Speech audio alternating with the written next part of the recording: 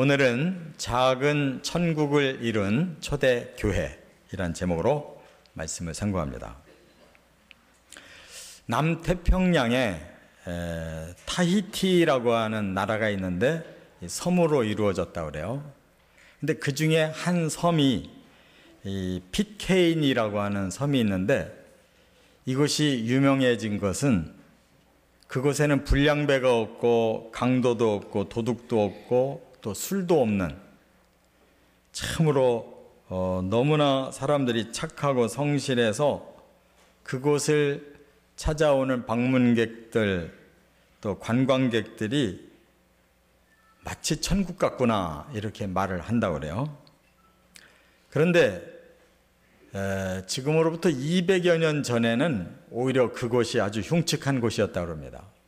프랑스가 지배를 하는 프랑스의 영이었는데, 중죄를 범한 사람들을 그곳으로 데리고 와서 유배를 시키고 거기서 평생 살다가 죽도록 이렇게 한 곳이었다고 그래요. 어느 날 프랑스의 중죄인 6명이 이제 그곳으로 실려와서 살기 시작했는데, 그 중에 5명은 결국 그곳에서 다 죽었대요. 근데 한 사람이 생존을 했는데, 이 사람이 어느 날 자기 짐을 이렇게 정리하다가 아주 오래된 성경책 한 권을 발견한 거예요. 그곳은 할 일도 없고 정말 깝깝한 삶을 사니까 그냥 읽어봐야 되겠다 하고 한 장 한 장 읽다가 이 사람이 복음을 깨닫고 예수를 믿게 된 거예요. 얼마나 뜨겁게 성령이 임하셨는지 사람이 싹 변해가지고 그때부터 복음을 만나는 사람에게마다 전하기 시작했는데, 10년이 지나니까 이 복음이 많은 사람에게 퍼졌다는 거예요. 그러면서 이곳이 변화가 일어나서 그 후에 이제 200여 년이 왔는데, 그렇게 사람들이 순박하고 도둑질하는 사람이 없고 술도 먹는 사람이 없고 주일날 되면 그냥 전체가 다 예배를 드리는 그런 아름다운 천국 같은 섬이 됐다 하는 것입니다.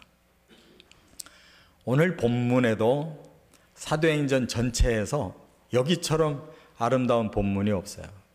그야말로 초대교회가 작은 천국 공동체가 됐다는 겁니다. 근데 정말 이것이 가능할까? 됐으니까 성경에 기록을 해놓은 거예요. 그리고 2000년 전에 교회가 그렇다면 오늘도 가능한 것입니다. 중요한 건 그 원리가 무엇이었느냐, 어떻게 했기에 이러한 작은 천국 공동체가 될 수 있었느냐. 그 공통점 하나는 철저히 하나님 중심으로 변했다는 거예요. 우리가 왜 천국이 안 되냐면 다 사람들을 각자 자기 중심으로 살기 때문에, 또 죄성이 있어서 서로 그 죄성을 가지고 갈등하고 싸우고 하니까 지옥같이 사는 겁니다. 그러나 우리가 철저히 하나님 중심으로 변화가 와서 하나님 중심의 삶이 실현되기 시작하면 거기에 천국 공동체가 서서히 형성된다, 그 말씀이에요. 그래서 과연 어떻게 하나님 중심이었느냐, 좀 더 구체적인 방법과 또 그들의 천국의 삶의 모습이 어떤 것인지 깨닫고, 우리 가정도 우리 교회도 우리 민족과 우리 나라와 전 세계를 이렇게 변화시켜 나가는 그런 비전을 품으시기를 바랍니다. 첫째, 32절 상반절에 보면 하나님의 마음을 함께 품었다. 이게 첫째 중요했던 것이에요. 자, 32절 같이 한번 읽어보겠습니다.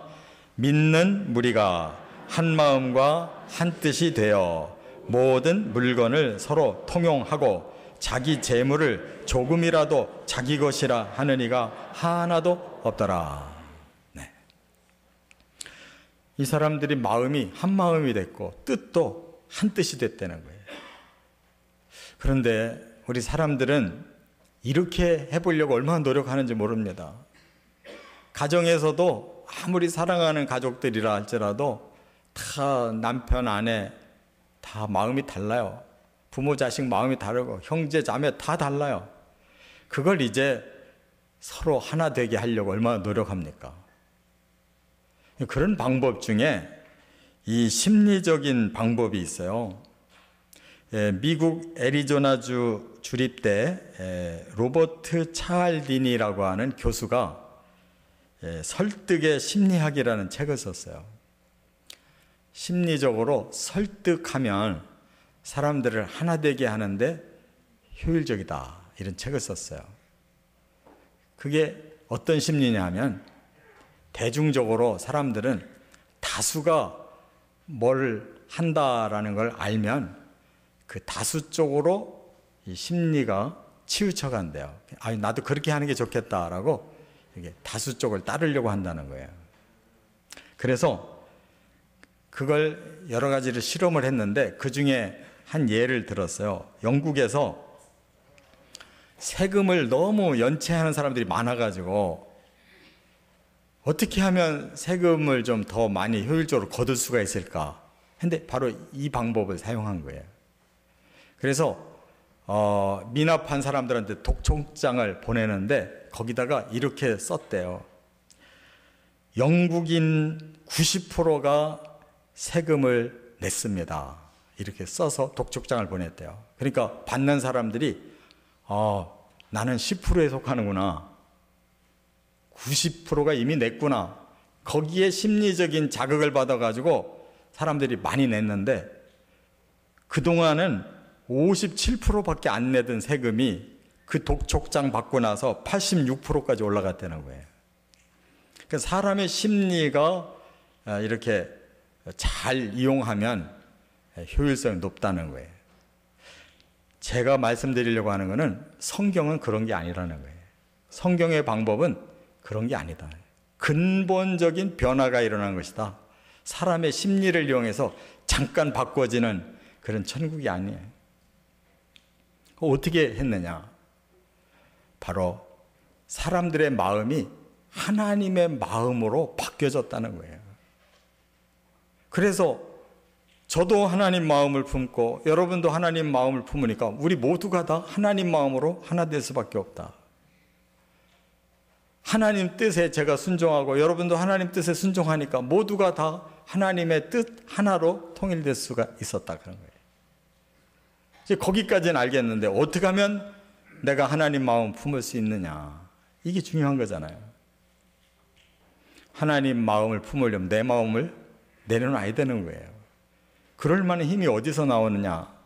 바로 우리가 성경을 돌아가 보면 어디서부터 변화가 왔는가를 깨달을 수가 있는데, 먼저 예수님이 사도행전을 시작할 때 승천을 앞두고 제자들에게 그랬어요.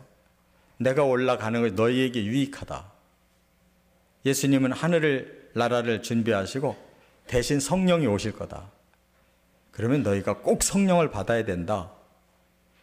그래서 예루살렘 밖으로 나가지 말고 내 말대로 성령을 기다리고 있어라. 여기서부터 출발한 거예요. 그런데 고린도전서 15장 6절에 보면 그 예수님의 말씀을 들은 사람들이 500여 명이 됐어요. 승천을 하실 때 거기에 참여했던 500여 형제가 있었다고 그랬는데 그 사람들 중에 120명만 순종했어요. 120명이 예루살렘 성 안에 마가의 다락방이라는 곳으로 와가지고 거기서 오로지 성령 받을 때까지 기도했는데 열흘 동안이었어요. 그들이 예수님 말씀대로 순종하려고 열흘 동안 계속 기도했을 때 이미 그들의 마음에는 하나님의 마음이 들어가기 시작한 거예요. 왜? 예수님의 말씀대로 지금 기다리며 기도하고 있으니까. 거기에다가 오순절날 아침 오전 9시에 성령이 임하시니까 완전히 사로잡혀 버린 거예요. 그래서 진리가 완전히 통달됐기 때문에 베드로가 대표로 일어나서 복음 설교했을 때 그날에 3,000명이 예수 믿었는데 그들은 자기 이성으로 믿은 게 아니에요. 성령에 사로잡혀 믿은 거예요. 그 다음에 5,000명으로 늘어나고 그 다음에 수를 헤아릴 수 없이 많아졌다는 거예요. 120명으로 시작된 이 하나님의 마음을 품은 사람들이 성령이 임해서 많은 사람들이 예수 안에 들어오고 교회 공동체를 이루었을 때 어느덧 그 많은 성도가 다 하나님 마음을 품고 있는 거예요. 하나님 뜻에 다 순종하고 있는 거예요. 오직 진리의 말씀과 성령 앞에 순종하는 길밖에 없는 줄 믿으시기 바랍니다. 다른 길이 없어요. 내 악한 자아가 살아나서 이러쿵저러쿵 하는 동안에는 결코 우리가 하나 될 수 없어요. 하나님의 진리를 통해 하나님 마음이 우리 안에 들어와야 돼요. 우리가 하나님 마음으로 들어가야 돼요. 성령을 통해서 우리가 하나님 안으로, 하나님이 내 안으로 임하셔야 되는 거예요. 이러한 역사가 바로 초대교회에 실제로 일어났던 역사였기 때문에 하나님은 오늘도 우리에게 그렇게 말씀이 임하시고 성령이 임하셔서 하나님의 마음으로 우리를 채워주시고 하나님의 뜻으로 우리를 순종케 하시려고 하신다는 거 깊이 명심하시기를 바랍니다. 이 말씀을 사도 바울이 빌립보 교회에다가 전하는데 이렇게 말하고 있어요. 빌립보서 2장 2절에 보니까 마음을 같이하여 같은 사랑을 가지고 뜻을 합하며 한 마음을 품어라 이렇게 권면해요. 근데 이거는 꼭 우리 의지에다가 너희들 의지적으로 마음도 같이 해라, 사랑도 같이 품어라, 뜻도 합해라 이렇게 얘기하는 것 같은데 아니에요.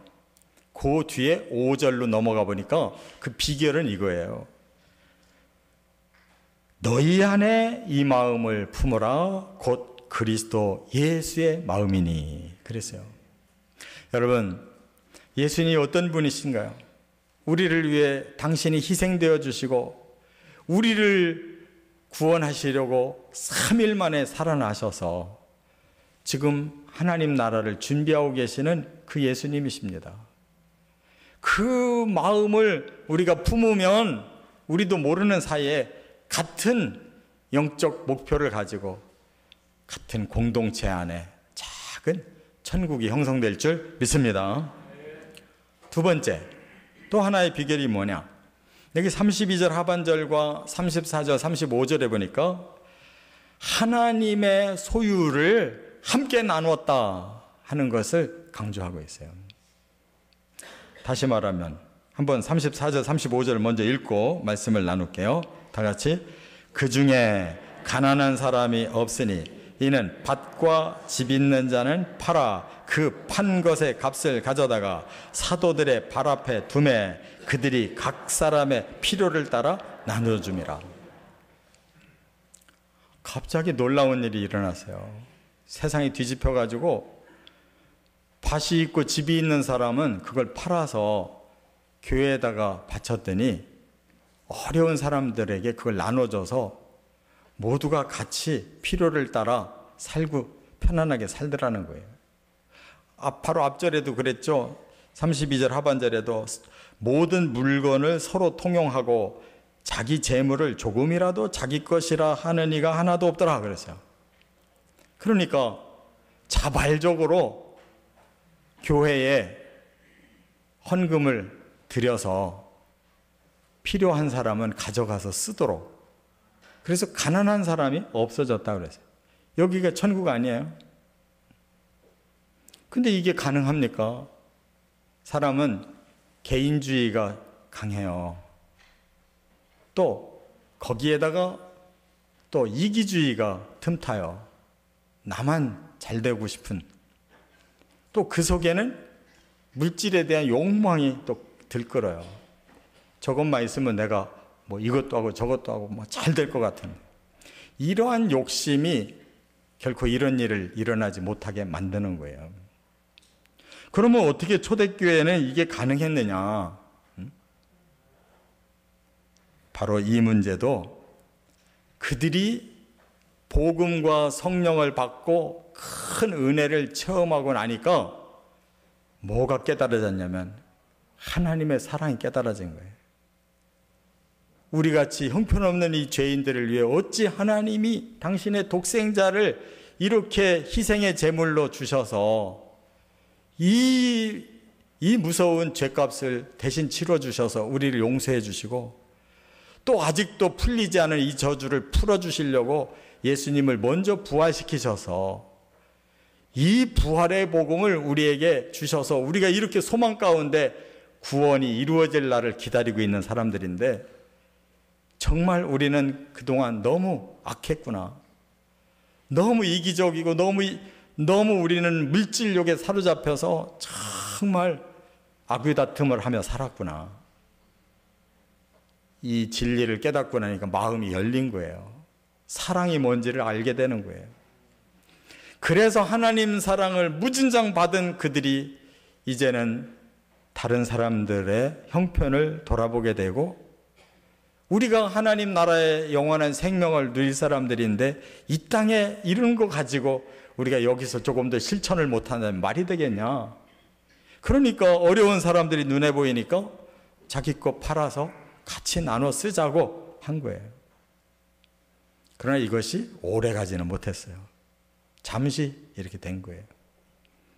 그러니까 말씀에 사로잡히고 성령에 사로잡히면 나는 하나님의 것이구나, 내 소유도 하나님의 것이구나 라는 걸 깨닫게 되는 겁니다.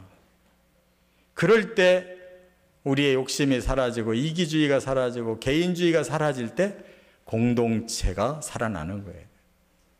할렐루야. 바로 이런 것이 헌금의 원리인 거예요. 헌금은 국가에 내는 이러한 의무적인 이런 납세와 같은 것이 아니에요. 헌금 안 낸다고 그것을 제재하면 그건 잘못된 공동체인 거예요. 뭐 어떤 교단은 헌금 안 내면은 뭐 직분도 떨어뜨리고 뭐 그런다 소리 제가 들었는데, 그건 원리가 아니에요. 하나님 앞에 내가 받은 은혜를 깨닫고 보니까, 아, 정말 나는 너무 이기주의자구나. 나는 은혜를 너무나 갚지를 못하고 이렇게 너무 완악하게 살았구나 하고 깨달아서 자기 자신을 내려놓고 하나님께 다 드리는 거예요. 그러고 나니까 욕심이 사라지는 거예요. 그래서 드릴 수가 있었다 그 말입니다. 그러나 우리가 5장에 넘어가 보면 바로 알듯이 아나니아와 삽비라 사건이 일어나잖아요. 남들 다 바치는데 나도 안 바치면 체면상 곤란하니까 바치긴 바치되 아까운데 다 바칠 수 없으니까 반 떼어서 바치고 다 바쳤다고 하자. 성령을 속여가지고 당장 직사해서 죽잖아요. 이와 같이 그들이 어떤 의무 때문에, 그들이 어떤 체면 때문에 한 것이 아니고 그야말로 이 모든 은혜를 깨닫고 나니까 나도 하나님의 것이고 내 것도 다 하나님의 것이구나 하는 걸 깨닫고 하나님의 그 소유를 서로 나누자, 사랑을 서로 나누자 하는 마음으로 실천했기 때문에 가능했다, 그런 말이에요. 성경에 바로 이걸 또 실천한 구약의 위대한 인물이 있어요. 바로 다윗입니다. 다윗이 평생을 하나님의 받은 은혜를 생각해 보니까 너무 커서 내가 하나님의 성전을 좀 지어서 바쳐야 되겠다. 그래서 하나님 앞에 기도했을 때 하나님이 안 돼 그러셨어요. 왜냐? 다윗은 평생 너무 전쟁을 많이 치른, 사람을 많이 죽인 그러한 사람이기 때문에 거룩한 성전을 지을 수는 없다는 거예요. 그래서 네 아들에게 내가 허락하겠다. 그러니까 다윗이 그때부터 뭘 했어요? 성전의 재료를 다 준비해 놓은 사람이에요. 그래서 성전 터도 자기가 헌금 내서 마련해 놓고, 그리고 온갖 귀중한 성전 재료를 다 구입했어요. 심지어 외국에서 그 놀라운 석공들 또 나무들 다 수입해가지고 다 바리바리 싸놨어요. 그리고 이렇게 고백합니다. 역대상 29장 14절에 나와 내 백성이 무엇이기에 이처럼 즐거운 마음으로 드릴 힘이 있었나이까? 모든 것이 주께로 말미암아 싸우니 우리가 주의 손으로 받은 것으로 주께 드렸을 뿐이니이다. 이렇게 고백하고 있어요. 다윗 같은 사람이라면 얼마나 능력이 탁월했어요. 그러니까 많은 재물도 실력이 있으니까 많이 거둬들였을 거 아니에요. 그런데 자기 실력 아니라는 거예요. 이거 다 하나님께로부터 왔습니다. 하나님이 주신 겁니다. 그래서 다시 하나님께 드리는 것 뿐입니다. 거기에 자기 공치사가 없잖아요. 자기 욕심이 없어요. 물질이 이렇게 보여야만 가장 온전한 삶을 사는 거예요. 이것도 내 거, 저것도 내 거, 뭐 더 욕심나면 남의 것도 내 거, 이러니까 세상이 지옥되는 거예요. 다 하나님께로부터 왔고 하나님이 필요한 일에 우리가 선용하는 것이 천국 공동체의 모습인 줄 믿습니다. 로마서 14장 17절에는 이렇게 설명을 했어요. 하나님의 나라는 먹는 것과 마시는 것이 아니요 오직 성령 안에 있는 의와 평강과 희락이라 그랬어요. 여러분, 우리가 먹고 마시는 물질적인 삶에 초점을 맞추면 더 먹고 더 먹으려고, 남의 것도 뺏어 먹으려고 이렇게 싸움질을 하게 돼 있어요. 하나님 나라는 그런 세계가 아니다. 하나님이 주시는 의, 하나님이 주시는 평화, 하나님이 주시는 기쁨 속에서 서로 나누며 사는 것이다. 바로 초대교회는 이걸 실천하고 있었다 그 말이에요. 세 번째, 33절과 36절, 37절에 보니까 세 번째 원리는 뭐냐? 하나님의 능력을 함께 행했다 하는데 초점이 있어요. 한번 33절을 다 같이 읽겠습니다. 사도들이 큰 권능으로 주 예수의 부활을 증언하니 무리가 큰 은혜를 받아. 여기 보면 큰 권능이 임했는데 누구 개인에게만 임한 게 아니에요. 사도들이 큰 권능으로 그랬어요. 베드로나 요한만 권능을 일으킨 게 아니라는 말이에요. 왜냐하면 개인의 권능이 아니었고 다 하나님이 주신 권능이었기 때문에 하나님은 사도들 모두에게 주셔서 그들이 큰 권능을 일으켜야 많은 사람에게 구원과 선한 영향력이 끼칠 수 있었기 때문이에요. 그래서 그들이 주 예수의 부활을 증언했다. 자기의 개인의 사사로운 데 사용한 게 아니에요.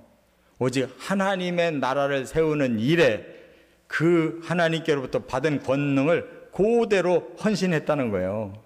그랬더니 결과가 뭐냐? 무리가, 많은 사람들이 큰 은혜를 받았다. 하나님의 능력은 바로 많은 사람을 구원하고 많은 사람에게 은혜를 주고 싶어서 사람들에게 나눠주시는 거예요. 우리도 거저 받았으니 거저 주라고 예수님 말씀하신 그대로 내 것을 남에게 뭔가 과시하려고 하는 게 아니고 하나님의 것을 하나님의 선한 목적에 내가 헌신하는 것이, 그게 아름다운 공동체를 만드는 비결인 줄 믿습니다. 우리 사이에는 영웅이 있으면 안 돼요. 우리 사이에는 편협한 파벌이 있으면 안 돼요. 왜? 하나님의 능력 가지고 하나님의 일하기 위해 모인 사람들이 교회 공동체예요. 여기에 주인공이 따로 있으면 안 된다 이 말이에요. 그렇기 때문에 초대교회가 강력했던 것은 하나님의 능력을 모두가 받아서 모두가 선한 일을 하고 모두가 하나님 일에 다 동참한 일꾼이었다는 거예요. 이렇게 일하는데 어찌 역사가 안 일어날 수가 있겠습니까? 그래서 바로 여기에 아주 탁월한 인물이 하나 소개되고 있어요. 그게 뭐냐면 바로 바나바라는 사람이에요. 여기 36절, 37절에 보니까 바나바도 자기 소유를 다 팔아서 하나님께 바쳤대요. 그런데 그 이름이 뭐냐? 이름의 뜻을 여기에 얘기해 주는데 권위의 아들이다 그랬어요. 이 말은, 권위라는 말은 막 이렇게 어깨에 힘준다는 뜻이 아니에요. 다른 사람을 위로하고 따뜻하게 이렇게 보듬어 준다는 뜻이에요. 바나바는 참 마음이 따뜻한 사람이에요. 그 이름처럼. 그래서 남을 위해서 막 자기 걸 다 베풀어주고 하나님이 주신 능력을 통해서 많은 영혼을 구원하려고 제일 애를 많이 쓴 사람이에요. 그래서 사도 바울을 그가 만나가지고 사도들에게 소개를 해줘가지고 최초로 사도 바울과 함께 선교 여행을, 해외 선교 여행을 떠난 사람이 바나바예요. 주동자였어요. 그 사람이 아니었으면 세계 선교가 늦어질 뻔했어요. 그리고 11장에 가서 보니까 그는 얼마나 착하고 성령과 믿음이 충만한지 무리들이, 큰 무리가 하나님 믿었다는 거예요. 바로 바나바와 같은 인물, 오늘도 그대로 필요한 거예요. 하나님 능력을 받았고 하나님이 주신 여건을 다 하나님을 위해서 다 쏟은 사람. 바나바는 그 뒤에 가면 영광이 가려져요. 바울을 등용해놓고 자기는 사라진 사람이에요. 우리가 바로 바나바처럼 살면 되는 거예요. 하나님을 위해 내게 주신 것을 다시 하나님께 돌려드리고 하나님이 주신 능력을 하나님의 나라를 세우는 일에 헌신하면서 살아가면 우리 이름은 뒤로 감춰져도 바로 천국 공동체를 이루는 일원이 될 줄로 믿습니다. 결론적으로 오늘 말씀이 뭐가 중요하냐? 우리 생각, 우리의 가진 거, 우리의 모든 능력이 다 하나님 것이라는 거예요. 하나님 생각을 우리가 품어야 돼요. 하나님 소유를 우리가 나눠야 되는 거예요. 하나님 능력을 가지고 누구 개인을 위해서 일하는 게 아니라 하나님 나라를 위해 함께 쏟는 거예요. 거기에 이견이 없이 순종한다면 그것이 바로 하나님의 작은 천국이 될 줄 믿습니다. 이런 일산교회가 되고 이런 가정 되어지시기를 주의 이름으로 축원합니다.